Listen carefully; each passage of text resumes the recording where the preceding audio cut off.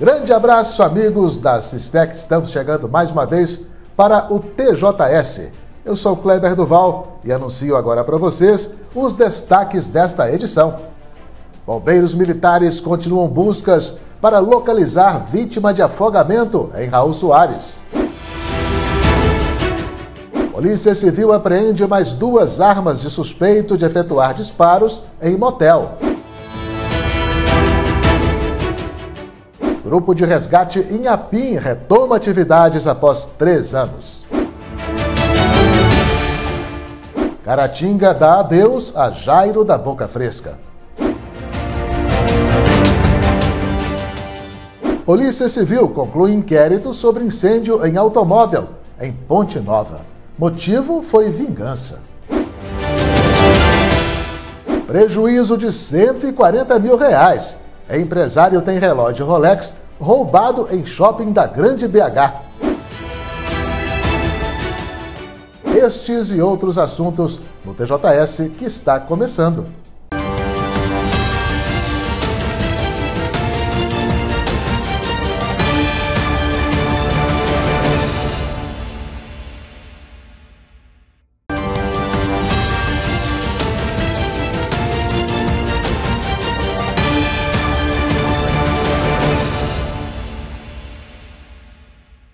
Olá, amigos, bem-vindos de volta ao TJS. A Polícia Rodoviária Federal realiza nesta semana em Caratinga a Operação Duas Rodas, com o principal objetivo de fiscalizar motocicletas. É que esses veículos são os mais usados em ações criminosas. Dezenas de motocicletas já foram fiscalizadas em Caratinga durante a Operação Duas Rodas, realizada pela Polícia Rodoviária Federal, que contou com o apoio da Polícia Militar em vários pontos estratégicos da BR-116. Além de garantir mais proteção ao trânsito, a ação também previne crimes praticados com o uso desses veículos, que estão sendo averiguado o estado de conservação e documentação. Os carros não ficaram de fora da fiscalização. A operação chama Operação Duas Rodas, onde nós temos o foco maior na fiscalização de motos, porque é o veículo que é mais utilizado para cometimento de crimes e é onde nós temos aqui na região onde temos maior índice de acidente envolvendo motocicletas, principalmente no perímetro urbano. E aí nós temos essa operação. O ano passado nós já realizamos algumas operações dessas aqui em Caratinga e esse ano nós já iniciamos agora, em janeiro, com essa primeira etapa, que vai ser durante essa semana, com sempre o foco em motos. Lógico que a gente fiscaliza todos os tipos de veículos, mas no momento o foco maior é em motos. O motociclista geralmente ele comete mais infrações do que o motorista comum, porque ele ultrapassa em qualquer canto, ele anda entre veículos, passa sobre canteiros. E aqui hoje a gente tem observado a questão dos motofrete, mototaxista, porque eles têm que ter um curso especializado para motofrete ou para mototaxista. O mototaxista ele precisa de ter o veículo licenciado em veículo de aluguel, ele precisa de usar colete, a moto precisa ter mata-cachorro, ele precisa de ter na carteira que exerce atividade remunerada. Tudo isso aí são infrações.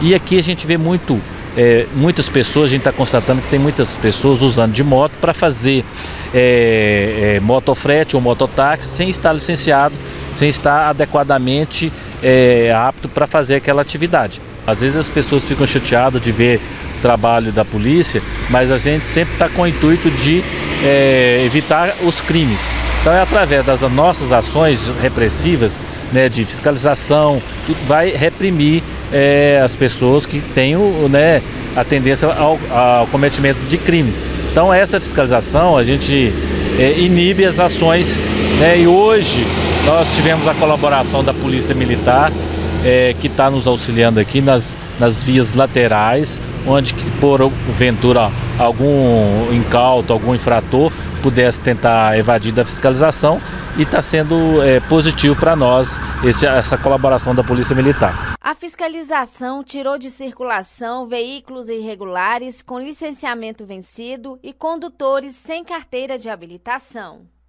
Seria de Caratinga, segundo algumas fontes, o empresário que teve o relógio Rolex avaliado em cerca de R$140 mil, roubado no último final de semana no estacionamento de um shopping de Nova Lima, na região metropolitana de Belo Horizonte.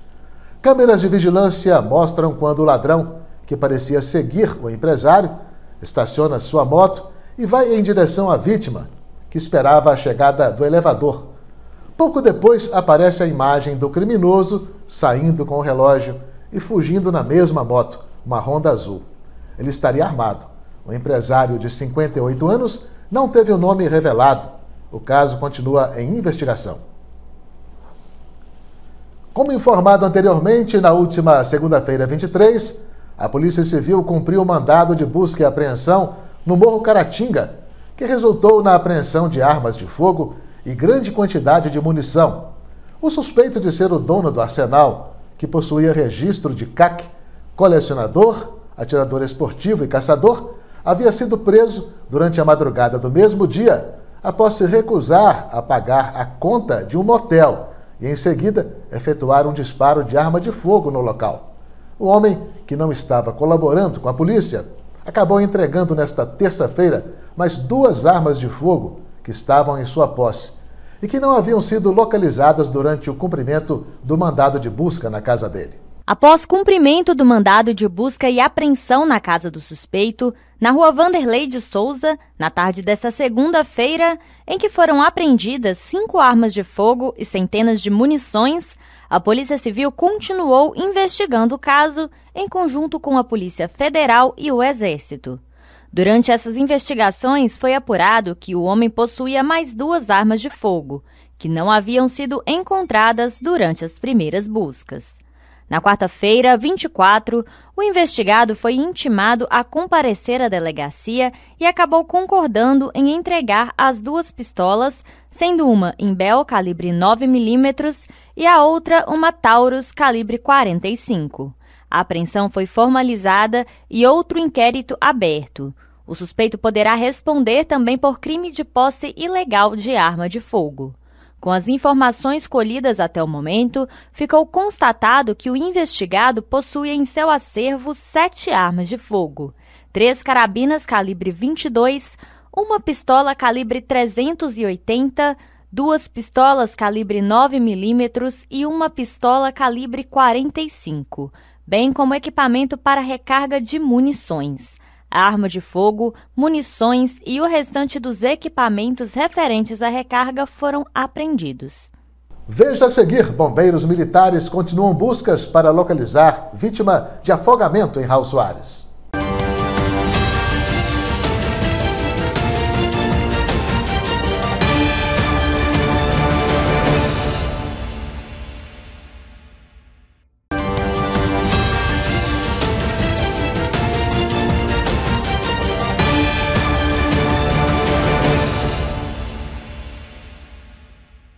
Muito bem, vamos retornando então com o nosso TJS.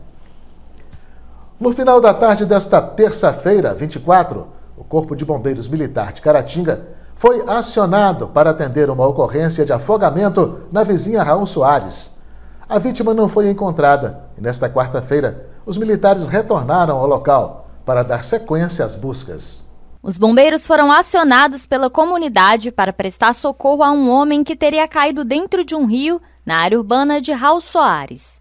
Segundo os solicitantes, pessoas que estavam próximas ao local no momento em que aconteceu o fato tentaram ajudar, mas não obtiveram sucesso. Fomos acionados via 193 por volta das 17h15. De acordo com o solicitante, populares viram vítima do sexo masculino caindo no rio, porém não conseguiram ajudá-lo. Perderam o contato visual com a vítima e, não conseguindo encontrá-la, acionaram as equipes de bombeiro, que de pronto se deslocaram para o local, chegando em Raul Soares por volta das 18h30. Ontem, A guarnição realizou buscas a pé às margens do rio e, com o uso de luz de cena, iluminou o local para tentar localizar a vítima. As buscas foram feitas a pé às margens do rio, porque já estava iniciando o período noturno e não havia segurança para o trabalho de buscas dentro do rio. Populares nos informaram ontem que tinham avistado uma vítima agarrada ao bambuzal que fica próximo de onde a vítima tinha caído no rio. Fomos ao local, acessamos esse local, iluminamos, porém não foi encontrado a vítima. Na manhã desta quarta-feira, o Corpo de Bombeiros retornou a Raul Soares para dar sequência às buscas com o auxílio de um barco. Até o momento em que encerrávamos esta edição do TJS, a vítima do afogamento não havia sido localizada. E em Central de Minas, município do Vale do Rio Doce, um homem foi morto por um policial militar no fim da tarde desta terça-feira. O crime aconteceu no distrito de Floresta, na área rural. Segundo o cabo da PM envolvido, a vítima, Rogério Batista, de 38 anos, conhecido na localidade como Mangabinha Cigano, o teria abordado e o provocado, partindo depois com uma faca em sua direção. De acordo ainda com o cabo, não lhe restou outra atitude a não ser atirar no homem, que morreu na hora. Já teriam sido registradas anteriormente outras ameaças feitas pela vítima contra o policial. Já a mãe de Mangabinha Cigano contou outra história. Segundo ela, o policial estaria escondido em uma moita, esperando a chegada do filho dela para matá-lo. O caso continua em investigação. A Previdência Social Brasileira completa hoje 100 anos. A data é uma homenagem à publicação da Lei Eloy Chaves, que instituiu a base do sistema previdenciário brasileiro, por meio da criação da Caixa de Aposentadoria e Pensões para os funcionários das empresas ferroviárias. Uma iniciativa que passou a garantir dignidade e segurança ao trabalhador brasileiro ao longo do tempo. Mas a reforma da Previdência, realizada em 2019, adiou o planejamento de muita gente. Neste mês, novas mudanças entram em vigor. Surpresa e decepção para a Vilma. Ela tem 60 anos e esperava se aposentar em 2023 para cuidar da mãe que sofre de Alzheimer. Mas vai ter que esperar. Eu fiquei muito decepcionada, isso me impactou muito. Eu trabalho desde 14 anos e comecei a contribuir com 16, né? Teve intervalos, né? Dei uma parada e não contribuí por fora, foi meu erro. A gente não pensa, né? Quando a gente é nova, a gente não pensa dessa forma, né? Hoje eu me arrependo de não ter contribuído, pois já era para eu estar com 30 anos e não de contribuição e não tenho. Mas eu estava com muita esperança de aposentar agora. Para minha surpresa, com essa nova reforma, não vou conseguir mais. Homens e mulheres vão ter que trabalhar mais para se aposentar. Em média, 6 meses mais. É bom ficar claro que isso não é uma mudança decorrente do atual governo. Isso é uma mudança que já está prevista lá em 2019, que a cada ano vai dificultando mais o acesso às regras da aposentadoria. Então, a partir agora de janeiro de 2023, as regras se endureceram mais um pouco. Na regra dos pontos, tempo de contribuição mínima de 30 anos para mulheres e de 35 anos para homens, somados à idade do trabalhador, as mudanças são: mulheres agora precisam somar 90 pontos para se aposentar e não mais 89. Homens agora precisam somar 100 pontos para a aposentadoria e não mais 99. A pontuação aumentará ano a ano até atingir o limite de 100 para mulheres e 105 pontos para homens. Na regra da idade progressiva, para quem não atingiu os pontos suficientes, mas completou a contribuição necessária, a mudança é na idade. Homens só poderão se aposentar aos 63 anos e mulheres aos 58 anos. É preciso ficar atento, já que a idade mínima sobe 6 meses a cada novo ano. Na regra da idade mínima, homens agora têm que ter 63 anos de idade e mulheres 62 anos. Esse é o último ano em que a idade mínima passa por ajustes. Para quem também optou pela previdência privada, que também tem novidades já vigorando, é bom ficar atento a algumas dicas. A previdência privada, ela não resolve a vida da pessoa de modo geral, porque as taxas ali embutidas são muito altas, né? Existem algumas pegadinhas ali que não estão muito claras. Por exemplo, se a pessoa sai do emprego, né, por decisão própria, normalmente a cota do empregador não reverte ao empregado. Então tem algumas situações que acabam limitando. Então às vezes a pessoa acha que aquilo é um patrimônio que ela está construindo, mas está cheio ali de cláusulas do meio que vem trazer obstáculo no momento que ela mais vai precisar. O que é mais ideal é que ela faça a sua própria previdência, né, através de uma boa poupança. Para analisar o melhor período para se aposentar, o segurado pode acessar o aplicativo Meu INSS ou a página do INSS na internet e fazer a simulação do procedimento. Vingança devido a uma rixa. Este foi o motivo de um incêndio criminoso ocorrido na cidade de Ponte Nova na véspera do último Natal. É o que acaba de concluir a Polícia Civil daquela localidade. O alvo do incêndio foi um automóvel. As investigações mostraram que o carro foi incendiado por um homem com quem o dono havia tido um desentendimento. Na data do incêndio, ambos estavam em uma boate. Ao constatar a presença do desafeto no local, o autor de 31 anos foi até um posto de combustíveis, comprou gasolina e ateou fogo no veículo estacionado na porta da casa noturna, destruindo-o por completo. O acusado foi indiciado por crime de dano qualificado. E vamos saber agora como ficará o tempo em Caratinga, região, nesta quinta-feira.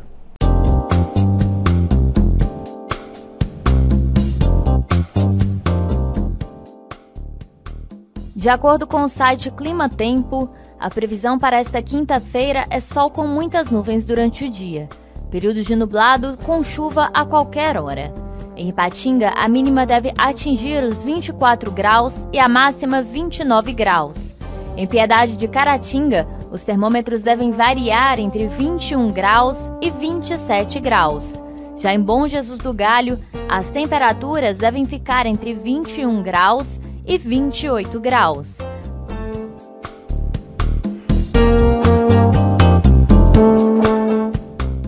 Para Caratinga, a mínima deve atingir os 21 graus e a máxima 27 graus.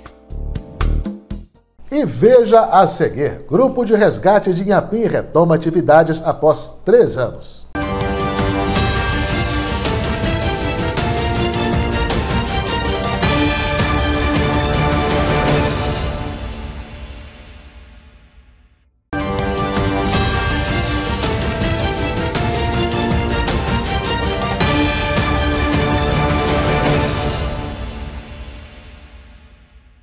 O Grupamento de Bombeiros Civis do Brasil, GBC, ou seja, o Grupo de Resgate Inhapim, retomou as atividades no município há um mês. Foram cerca de 3 anos longe das ocorrências.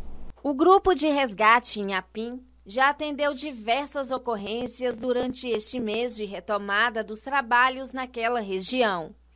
O socorrista voluntário Joel Sampaio atuava há 6 anos em outro município na mesma atividade, em um grupo diferente.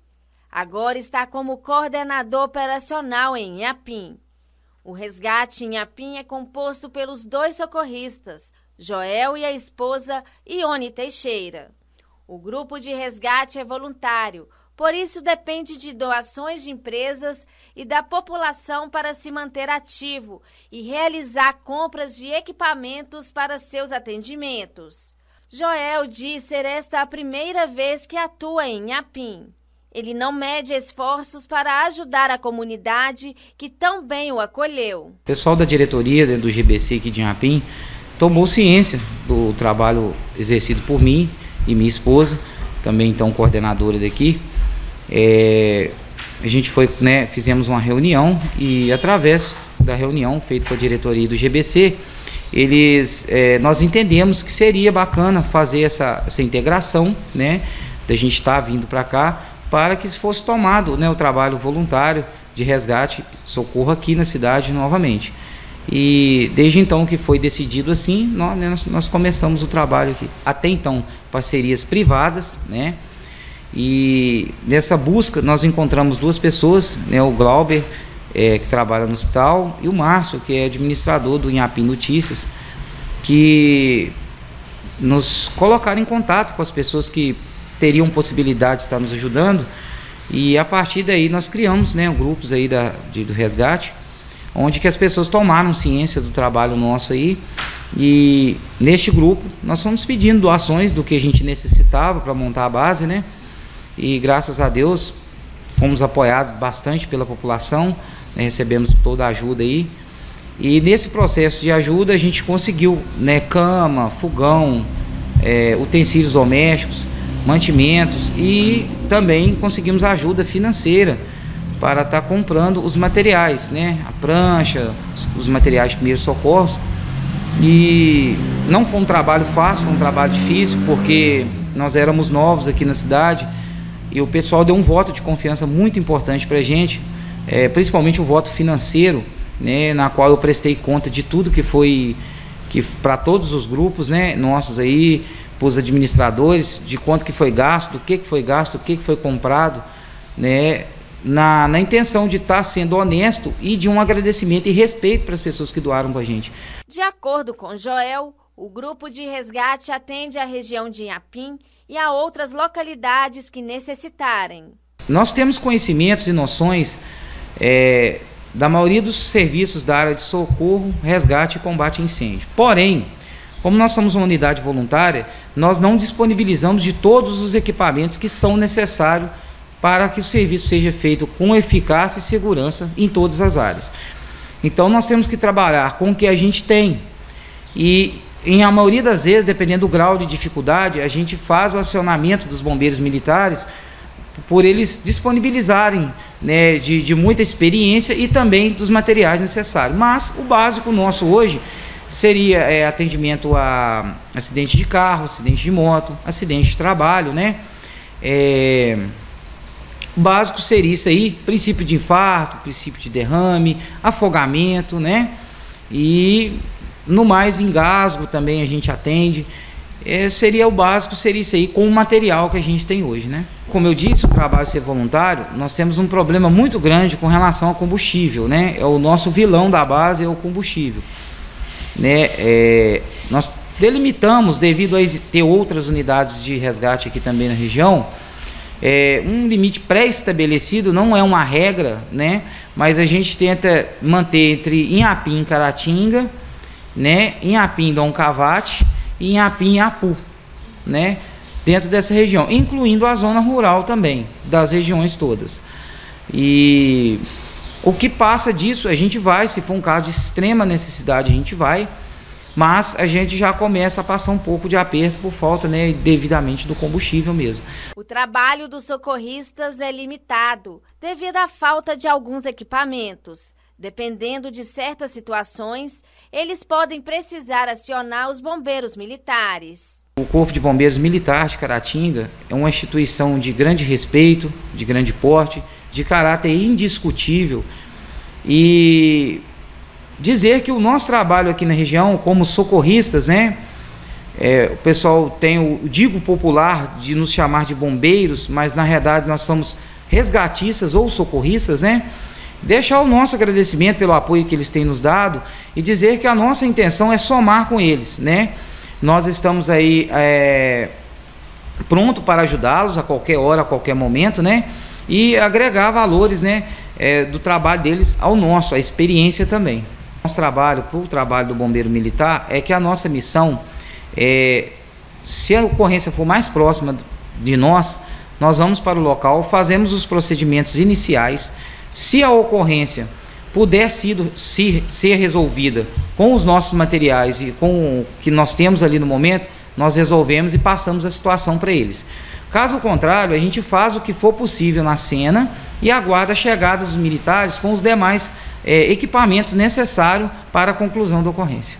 A população pode entrar em contato com o Grupo Resgate Inhapim pelo telefone WhatsApp 33 9 9704-9108.